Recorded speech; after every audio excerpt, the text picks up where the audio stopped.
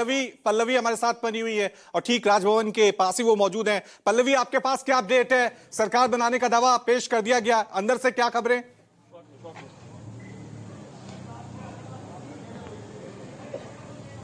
बिल्कुल रवि, पहले तस्वीर दिखा देती हूँ। देखिए काफी ज्यादा गहमा गहमी यहाँ पर आप देख सकते हैं तस्वीरों में, लेकिन अभी यहाँ पर रेखा गुप्ता जो है वो नहीं पहुंची हैं क्योंकि कश्मीरी गेट के आसपास जो है थोड़ा ट्रैफिक लगा हुआ है और इसकी वजह से हो सकता है कि 4-5 मिनट की और देरी हो। लेकिन जिस तरीके से गहमा गहमी है इससे ये साफ है कि कुछ ही मिनटों में अभी वो यहाँ पर पहुंचेंगी और सरकार गठन का दावा वो पेश करेंगी। और ये प्रक्रिया है, जैसा कि आप जानते हैं कि जैसे ही विधायक दल का नेता चुना जाता है तो जो वो चुना हुआ नेता है वो यहाँ पर एलजी के पास आएगा, लेफ्टिनेंट गवर्नर के पास आएगा। वो ये दावा पेश करेगा कि चूंकि अब विधायक दल के नेता के तौर पर वो चुनी गई है, उनके पास तमाम जो है समर्थन है, तो इसीलिए उन्हें सरकार बनाने का मौका दिया जाए। और आप देख सकते हैं इस वक्त जो गाड़ियां इस वक्त अंदर जा रही है और ये माना, देखिए वो पहुंच चुकी है।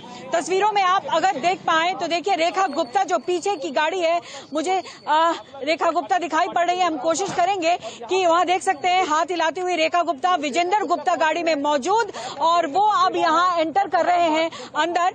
और चूंकि जिस तरीके से समय मांगा गया था, जाहिर तौर पर जैसे ही विधायक दल के नेता चुना गया है उसके बाद से ये तय था कि वो यहाँ पर पहुंचेंगी क्योंकि सुबह जो है शपथ ग्रहण समारोह होना है और ऐसे में समय बहुत कम है, इसीलिए वो विजेंद्र गुप्ता के साथ नजर आ रही है। ये जो गाड़ी, नीली गाड़ी अंदर जा रही है, इसी में वो बैठी हुई है और हाथ हिलाते हुए वो नजर आई है और अब जाकर वो सरकार गठन का दावा पेश करेंगे। जो औपचारिकता है, एलजी से यहां से पास होकर सीधे एमएचए होगा और वहां से आधिकारिक घोषणा हो जाएगी और कल जो भव्य तैयारी है उसका वो हिस्सा बनेगी। तो गाड़ियां इस वक्त जो है वो धीरे धीरे अंदर जाती हुई आपको दिखाई दे रही है। विजेंद्र गुप्ता के साथ साथ यहाँ पर वीरेंद्र सचदेवा भी मौजूद, तो तमाम लोग जो साथ में है वो यहाँ पर दिखाई पड़ रहे हैं।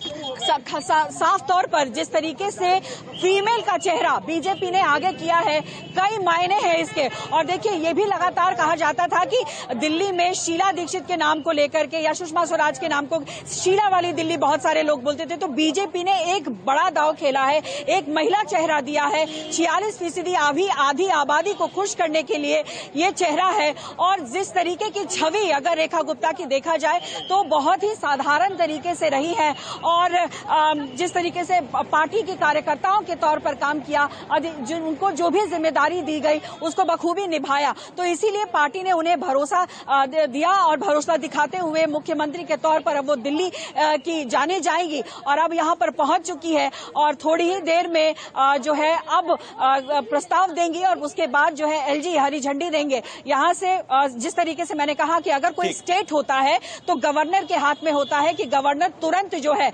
उस पर मोहर लगा देता है। चूंकि दिल्ली एक यूटी है तो इसको एक प्रक्रिया में माना जाता है और यहाँ से एमएचए जाती है और एमएचए जो है वो क्लियर करती है फाइट। तो देखिए औपचारिकता मार्ग है, तमाम चीजें हो चुकी हैं और सिर्फ यहाँ पर आकर वो गठन को लेकर के अपना दावा पेश कर रही हैं और उसके बाद कुछ ही देर में ये तय हो जाएगा कि अब जो तमाम प्रक्रिया है वो खत्म हो गई है। जो औपचारिकता है अब एलजी से मिलेगी, सरकार बनाने का दावा वहां पे पेश किया जाएगा और कल शपथ ग्रहण है। गौरव, आपकी तरफ मैं रुक कर रहा हूं क्योंकि अब आज जो फैसला लिया गया बीजेपी की तरफ से, महिला मुख्यमंत्री रेखा गुप्ता, क्या आप ये माने पिछले लगभग 1-2 साल से जब भी डिस्कशन करते थे तो राजनीति में धर्म की ज्यादा बात होती थी, जाति की ज्यादा बात होती थी, लेकिन पिछले 6 से 7 महीने की पॉलिटिक्स को देखें तो अब देश की सियासत महिलाओं के इर्द गिर्द घूम रही है।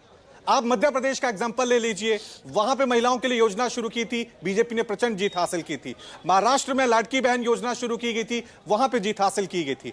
बीजेपी ने जब दिल्ली का चुनाव लड़ा वहां पर भी महिलाओं के लिए बड़ी घोषणा की गई और अब महिला मुख्यमंत्री के नाम का जब जिक्र आया तो रेखा गुप्ता का नाम चुना गया। अब आप ये मान रहे हैं कि धीरे धीरे जो देश की सियासत है वो महिलाओं के इर्द गिर्द घूम रही है। और तस्वीरें, गौरव जवाब लेता हूं लेकिन उससे पहले ये राजभवन